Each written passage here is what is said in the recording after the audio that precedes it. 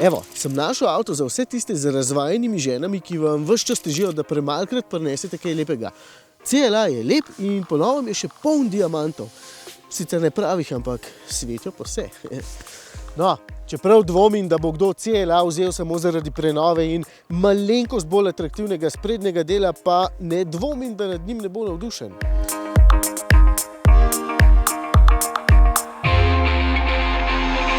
Zunanjih sprememb je skratka zelo malo in podobna zgodba je tudi tukaj znotraj. Edina pomembna novost se mi zdi tale zaslon, ki je postal nekoliko večji in bolj tanek, bi pa po moje lahko malce spremenili tudi tale vmesnik, sploh navigacija se mi zdi, kot da bi jo narisal nekdo. Drugih drastičnih sprememb tukaj notri ni in me ne čudi, ker niti niso bile potrebne.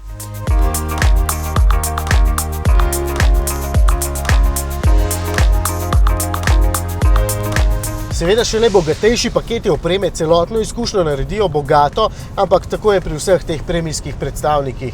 In ker smo CLA že zelo velikokrat imeli na testu, dejansko tudi lahko priporočim, kakšna različica se mi zdi najboljša. Tale je že čisto blizu, manjka ji le 4-kolesni pogon Firmatic, pa še to samo zato, ker potem zna, če želite seveda, malce tudi pomigati zadkom, pospešuje bolj suvereno in nos manj sili zavoja ven, kadar boste pretiravali. Takoj pa dodajem, da je tudi tale vozniško vrhunski in zelo natančno vodljiv, tudi sedi se odlično.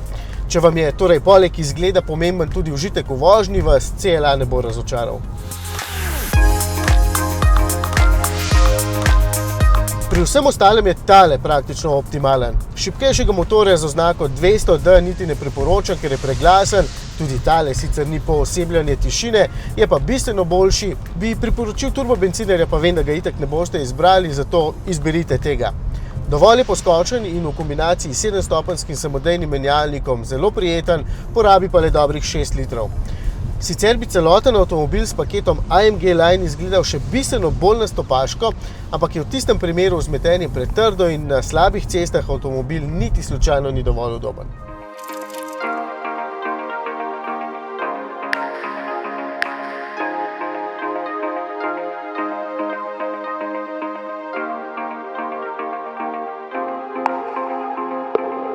Kakšen kos opreme manj boste najbrž vseeno izbrali, ker tale je s ceno 53 462 evrov presneto drag, pa nima niti vzvratne kamere ali pa pametnega ključa. Je pa cena vseh teh premijcev zelo podobna. No, vedno pa lahko prodate sprednjo diamantno masko, če vas udari kriza, ki je najbrž vredna 2 462 000 000 evrov.